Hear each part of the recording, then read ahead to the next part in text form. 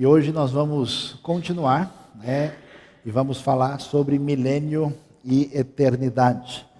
Aliás, a semana que vem nós vamos falar um pouco sobre Israel e o povo judeu e a sua relação com aquilo que temos no sinal dos tempos, naquilo que envolve os últimos dias. E vamos então pensar um pouquinho sobre milênio e eternidade, conforme nós vemos aí e vendo o texto de Apocalipse 20, que é o texto que fala diretamente sobre a questão do milênio ou daquilo que é chamado de os 1000 anos que estão relacionados com o final dos tempos.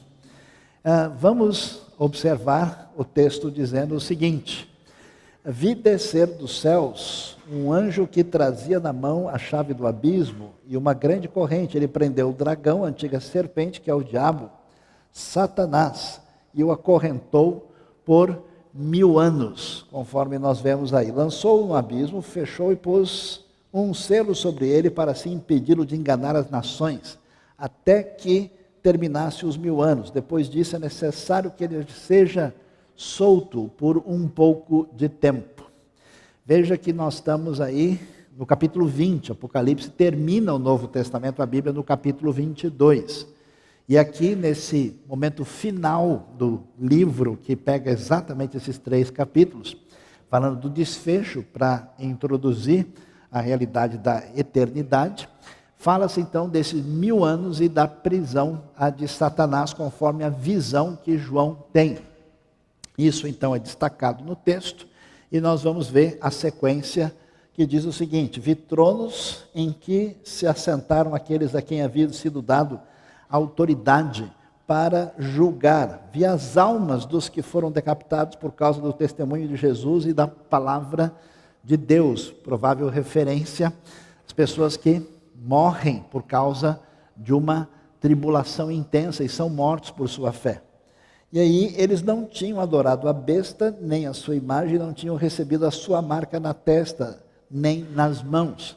Os escravos antigamente eram marcados na testa e na mão como propriedade. Por isso que a imagem é destacada aqui e envolve o domínio do anticristo.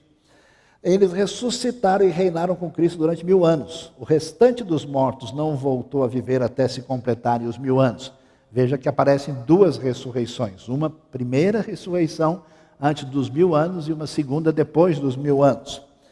Aí o texto vai dizer: esta é a primeira ressurreição. Felizes e santos os que participam da primeira ressurreição. A segunda morte não tem poder sobre eles, eles serão sacerdotes de Deus e de Cristo e reinarão com ele durante 1000 anos.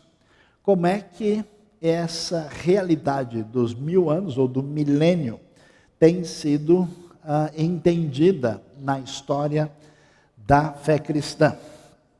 Você pode ver, existe uma visão que predominou mais ou menos do século IV até o século XIX na história da cristandade, que ao ler o texto de Apocalipse diz: olha, tudo isso aqui é uma coisa absolutamente simbólica. Não vai haver um milênio no futuro. O que existe, na verdade, é o reino de Cristo a partir dos céus, com aqueles que são salvos e chegam lá, e, portanto, esse reino é um reino espiritual dos céus, e tudo que tem aqui é simbólico. Mas como é que tem 2 ressurreições? Não, a primeira ressurreição é quando a pessoa se converte, a segunda é quando ele vai estar na presença de Deus ressurreto. Essa perspectiva surgiu, ela não era a maneira da igreja primitiva entender o texto. Ela só surge a partir do 4º século com Agostinho. Agostinho, no momento em que a igreja cristã tinha se tornado predominante, e ela vai inclusive assumir o poder do Império Romano, com a chamada conversão de Constantino, o que vai ter lugar nesse momento é a ideia seguinte: olha, o reino de Deus chegou, porque agora o Estado é cristão. Agora nós temos uma realidade que as nações deixaram de ser enganadas por Satanás, portanto o milênio é agora. Então se entende que a era da igreja, Cristo reinando desde que ele cumpriu a sua obra e depois vem a eternidade. Uma visão inclusive muito simples. É muito difícil, na minha maneira de entender, sustentar a posição amilenista, porque tem várias dificuldades em que essa posição tem pouca capacidade de responder a algumas perguntas que são levantadas conforme nós entendemos. Aí, o que acontece? Especialmente no final do século XIX, em determinados ambientes evangélicos, começou a surgir uma outra maneira de entender. Essa maneira de entender, basicamente, é chamada de maneira pré-milenista. O que quer dizer isso? Que esses 1000 anos são uma realidade futura, que vai acontecer na Terra e que Cristo haverá, antes da eternidade, de reinar aqui na Terra, trazendo a redenção para a criação e estabelecendo o seu reino aqui. E, portanto, essa visão pré-milenista, ela diz o seguinte, que a era da igreja vem, ela é interrompida quando começa, vamos dizer, a primeira parte da vinda de Cristo, acontece a ressurreição e vem o milênio. Depois do milênio acontecem algumas coisas, como a última batalha entre o bem e o mal, até que entre o que é chamado de eternidade. Só que essa maneira pré-milenista, como começou na história recente, ela é chamada de pré-milenismo pré-tribulacionista dispensacionalista. Então, tomar um copo d'água, porque agora complicou a nossa vida aqui, né? Mas, resumindo, o que foi essa visão? É a visão que afirma o seguinte, que quando forem começar, de fato, as últimas coisas, depois dos sinais que aparecerem, a igreja é arrebatada e vai embora daqui quando for surgir o anticristo, e começa o período da grande tribulação. Essa posição você vê no famoso filme e livro chamado Deixados para Trás, que ficou popular. E a ideia é que a igreja então não passa por tribulação nenhuma e vai embora antes do reinado do anticristo, e ela volta com Cristo no final dessa tribulação para começar o milênio. Essa perspectiva também tem uma série de dificuldades, e até porque tem algumas questões colocadas sobre a maneira como vai acontecer o milênio, uma série de coisas que leva a gente a pensar um pouco sobre o assunto. Diante disso, a posição que parece mais razoável é uma posição pré-milenista que admite a realidade de que a igreja passa pela tribulação. E há várias razões para isso, mas essa posição, ela é a posição da igreja primitiva. E é a posição que foi chamada, historicamente, de pré-milenismo histórico, que vocês vão ver com mais atenção e detalhe. O que acontece? A igreja vai caminhando na história, começam a surgir, como a gente viu na nossa primeira mensagem. Mas eu não vi a primeira mensagem. Está lá no canal do YouTube. Você pode rever, prestar atenção se você quer estudar sobre o assunto. Se você não quer estudar, você liga e abaixa o som, porque aí você não aprende absolutamente nada. Mas, diante dessa realidade, o que acontece? A igreja vem, começa os sinais. Quando o anticristo for surgir, iniciar a sua perseguição contra Cristo e tudo que tem a ver com o reino de Cristo e contra o povo de Deus, então começa essa tribulação que atinge toda a realidade da igreja. No final da tribulação, vai acontecer o momento propriamente da segunda vinda, quando acontece a ressurreição e o arrebatamento. O povo vai se reunir com Cristo e estarão vindo com Cristo para iniciar o milênio, que é exatamente o reino de Cristo na terra. Não é um reino na eternidade no céu ainda. E finalmente, depois do milênio, aí sim, para isso ficar um pouco mais claro, aqui tem um quadro que dá uma ideia, nem todos os aspectos são necessariamente exatos, mas aqui dá para a gente ver, tá vendo? A era da igreja aqui, quando a coisa fica difícil, começa o que é chamado da grande apostasia, que a gente viu, segundo Tessalonicenses capítulo 2. E esse momento começa propriamente o surgimento do anticristo, quando ele reina e acontece o período da grande tribulação. Tribulação sempre existiu na realidade da igreja, existe na igreja primitiva, mas existe uma chamada tribulação que nunca houve na terra e nunca jamais haverá.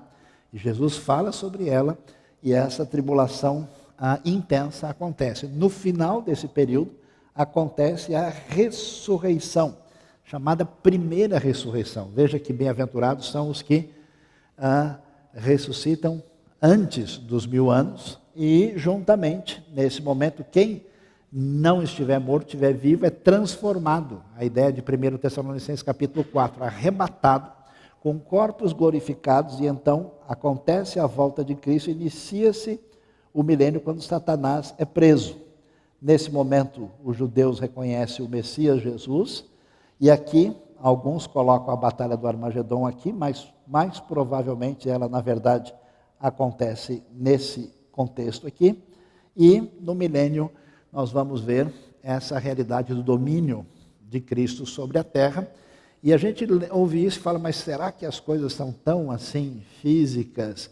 Muito seguramente sim. Lembre-se que quando a Bíblia fala do anticristo, ela menciona a expressão a abominação desoladora, o sacrilégio terrível, fala que ele se coloca no lugar santo e exige adoração para si. E que lugar santo essa pessoa pode se colocar? Só pode ser dentro de um templo em Jerusalém, se proclamando o Messias. Não tem um outro lugar que ele vai fazer e que possa ser visto como tal. Então vamos ver isso com mais clareza. E olha a continuação do texto falando sobre o assunto. Quando terminarem os 1000 anos, Satanás será solto da sua prisão e sairá para enganar as nações que estão nos 4 cantos da terra. Aparece aí Gog e Magog, e a fim de reuni-las para a batalha. O número desses é como a areia do mar, é enorme, né? As nações marcharam por toda a superfície da terra e cercaram o acampamento dos santos, a cidade amada. Mas um fogo desceu do céu e as devorou. E o diabo, que as enganava, foi lançado no lago de fogo, que arde com enxofre, onde já haviam sido lançados a besta e o falso profeta. Eles serão atormentados dia e noite para todo o sempre. Então veja a descrição da continuação daquilo que acontece depois do milênio, a vitória do bem de Cristo sobre o mal e a condenação das forças das trevas. E prossegue o texto. Depois eu vi um grande trono branco, e aquele que estava sentado nele, a terra e o céu fugiram da sua presença e não se encontraram lugar para eles. Vi também os mortos, grandes e pequenos, em pé diante do trono, e os livros foram abertos. Outro livro foi aberto, o livro da vida. Os mortos foram julgados de acordo com o que tinham feito, segundo o que estava registrado nos livros. O mar entregou os mortos que nele havia, e a morte e o Hades entregaram os mortos que deles havia. Cada um foi julgado de acordo com aquilo que tinha feito. Então a morte e o Hades foram lançados no lago de fogo. O lago de fogo é a segunda morte. Aqueles cujos nomes não foram encontrados no livro da vida foram lançados no lago de fogo. O que acontece?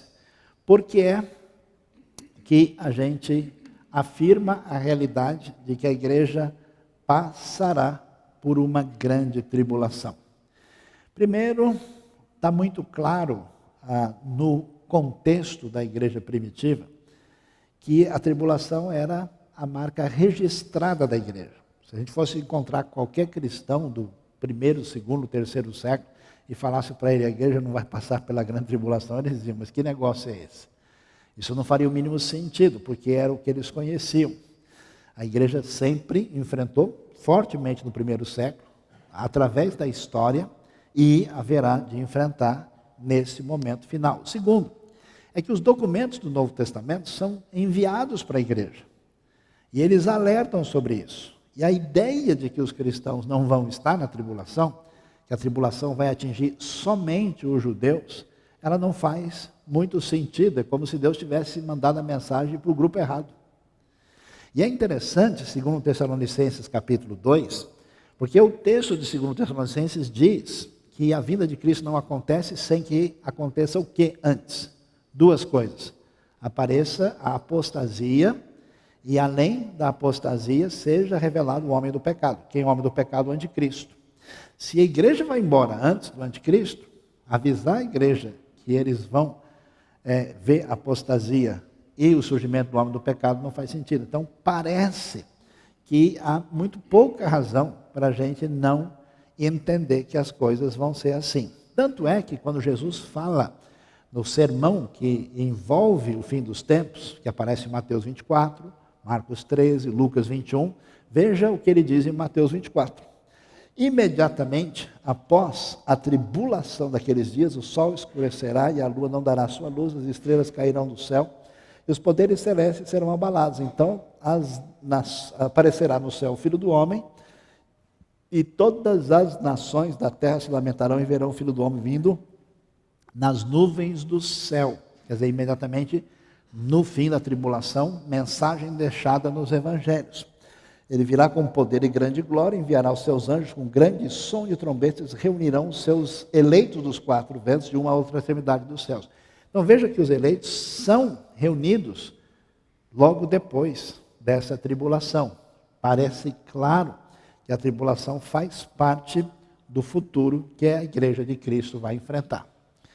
Terminando o momento da tribulação, quando chegar a hora da redenção propriamente dita, acontece esse arrebatamento da igreja junto com a ressurreição, que é a primeira ressurreição, ressurreição dos salvos, os que ressuscitam antes dos 1000 anos, conforme Apocalipse 20.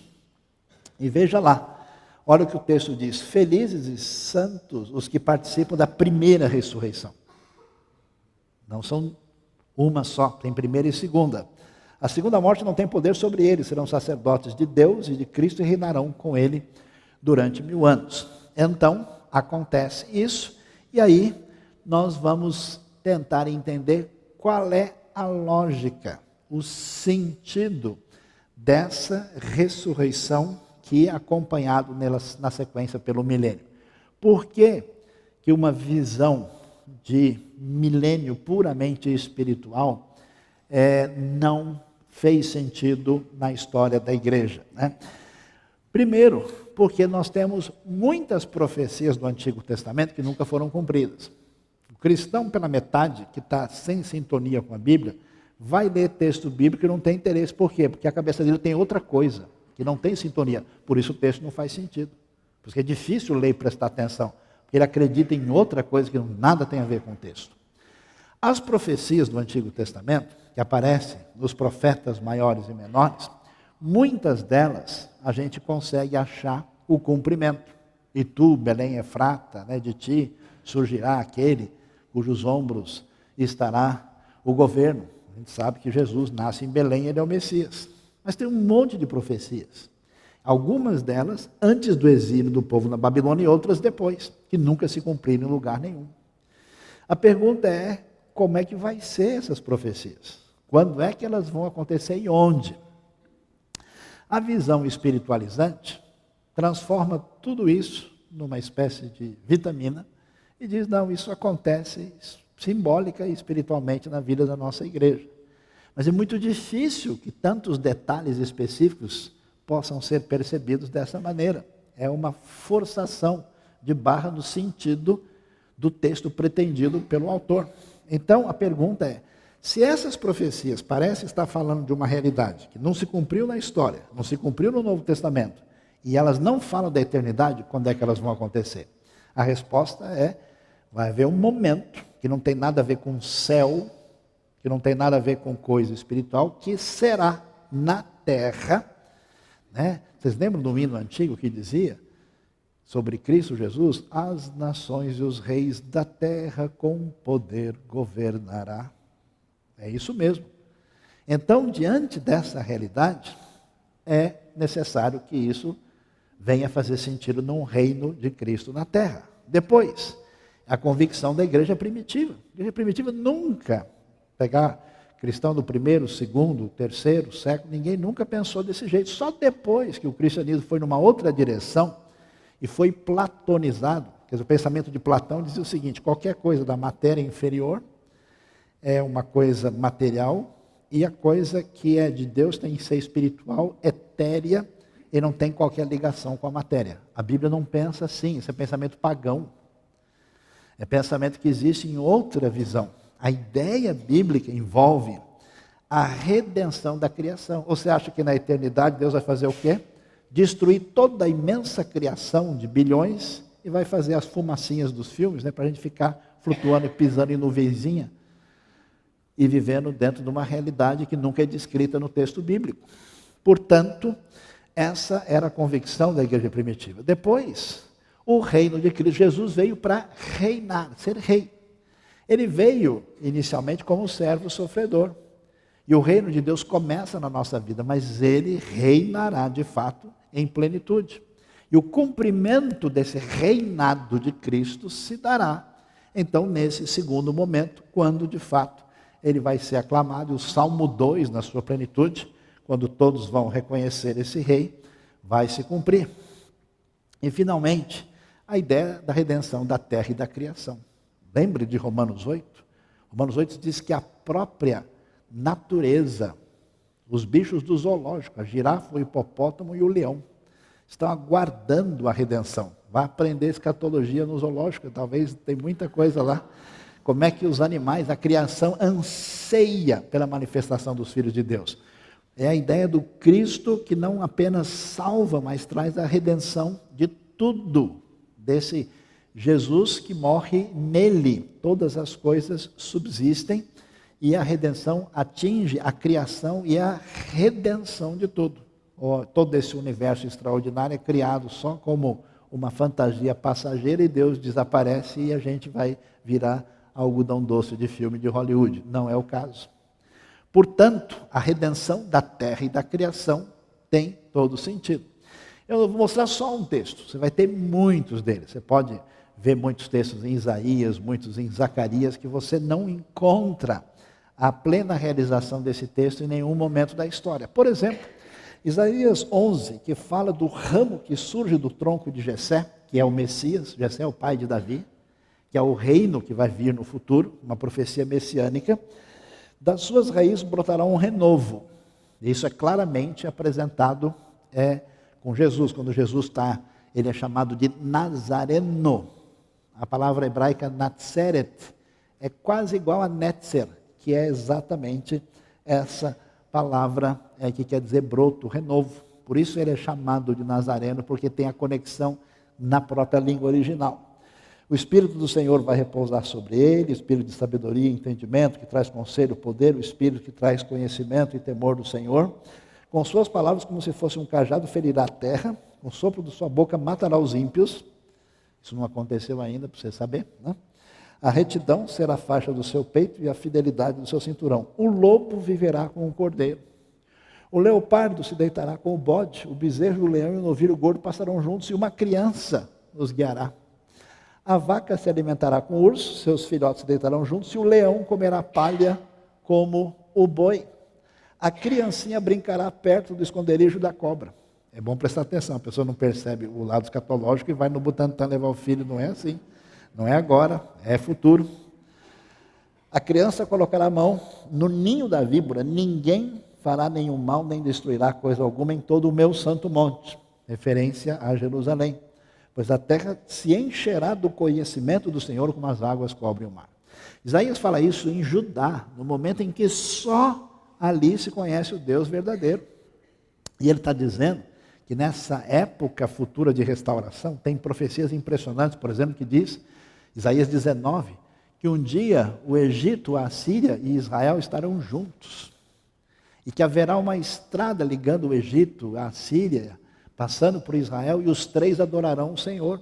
Egito e Assíria, historicamente, foram inimigos tremendos dessa redenção futura. Isso nunca aconteceu. Portanto, o que a gente vai perceber? O texto prossegue e diz, naquele dia as nações buscarão a raiz de Jessé. Falar isso naquela época é impressionante. Que será como uma bandeira para os povos e o seu lugar de descanso será glorioso. Naquele dia o Senhor estenderá o braço pela segunda vez para reivindicar o remanescente do seu povo que foi deixado na Síria, no Egito, em Patros e no mar. ou seja, o povo de Israel que haveria de ser espalhado, nessa época de Isaías ainda não foi, e ele diz que eles seriam trazidos de volta. Ele erguerá uma bandeira para as nações a fim de reunir os exilados de Israel, ajuntará o povo disperso de Judá desde os 4 cantos da terra. É impressionante. Israel, o povo judeu único que foi disperso em todo o mundo e manteve a sua cultura, sua identidade por 2000 anos, e nas últimas décadas retornou em massa para a terra de onde tinham saído há tanto tempo atrás, mostrando a relação com essas profecias. Então, olhando mais uma vez, a gente vê grande tribulação, anticristo, ressurreição primeira com arrebatamento, início do milênio que acontece aqui, e esse reino de Cristo na terra, trazendo redenção para essa criação, ele no final tem uma situação de complicação conforme o texto mesmo nos revela. O que o texto nos diz? Vai dizer que Satanás é solto e que haverá uma batalha final. Termina os 1000 anos, Satanás é solto, reúne aqueles que vêm aí dos 4 cantos da terra, né? E Gog e Magog para a batalha nessa grande exército como a areia do mar, e eles são destruídos pelo poder de Deus com o fogo que desce do céu. Isso quer dizer que depois desse milênio existe um espaço final para a última batalha entre o bem e o mal, conforme o texto bíblico nos revela. E, terminando, nós vamos ver o que o texto vai nos dizer, que logo depois disso aparece diante de João a visão de um grande trono branco. E nesse trono branco vai estar o momento de julgamento, né? O céu e a terra fogem da sua presença, e os mortos aparecem ali e são julgados de acordo com tudo o que está escrito nos livros. E aquele que não foi encontrado no livro da vida, ele é afastado da presença de Deus e é lançado no lago de fogo. Mostrando que no final existe o juízo de Deus. Deus é justo e precisa agir em conformidade com a sua justiça. E aí sim, depois de, nós temos o quê? Os sinais inicialmente, a grande tribulação com o anticristo, aí a primeira ressurreição, juntamente com o arrebatamento, na sequência, o milênio, o reino de 1000 anos de Cristo sobre a terra, e terminando aí, nós temos a Satanás solto e a última batalha do bem e do mal, a batalha do Armagedon, Apocalipse capítulo 16, e finalmente a gente tem a eternidade, que não significa que é a destruição da realidade para que as pessoas vivam numa situação de afastamento do mundo criado. Parece que o ambiente da eternidade envolve o fim da separação entre céu e terra. Você viu o Apocalipse? A Nova Jerusalém desce do céu. E nós não temos mais distância da presença de Deus e viveremos na sua presença para sempre, provavelmente servindo a Deus no universo criado e dentro daquilo que for tarefa de Deus para a nossa vida na eternidade. Não significa, né? Porque tanto é que você vê que a fé cristã não trabalha com o conceito de reencarnação, a ideia de ressurreição, de retorno ao corpo glorificado. 1 Coríntios capítulo 15, detalhamento sobre a questão do corpo glorificado. Portanto, nós devemos estudar essas coisas, porque a palavra de Deus nos revela. Nós precisamos dar a devida atenção, e isso é muito importante porque você ouve um ensinamento errado nessa área, a sua vida está complicada. Surge um maluco se apresentando como profeta, como alguém especial, como tem surgido, sujeito desavisado que não conhece, entra na conversa. Surge alguém dizendo, não, olha, Cristo apareceu lá em casa ontem à noite e disse que ele vai chegar amanhã cedo. O sujeito vende as coisas tudo e vai lá e faz uma grande bobagem. Surge alguém dizendo, não, Cristo não volta mais. Na verdade, ele volta espiritualmente, ele volta no coração de cada um. Quando você aceita Cristo, já é o final dos tempos. Também não é isso que a Bíblia ensina. É necessário que você entenda é necessário que você se posicione diante de Deus e você assegure diante do trono branco se você está com Cristo ou você não deu espaço para Cristo na sua vida e não tem redenção. Deus abençoe a nossa vida, nosso coração.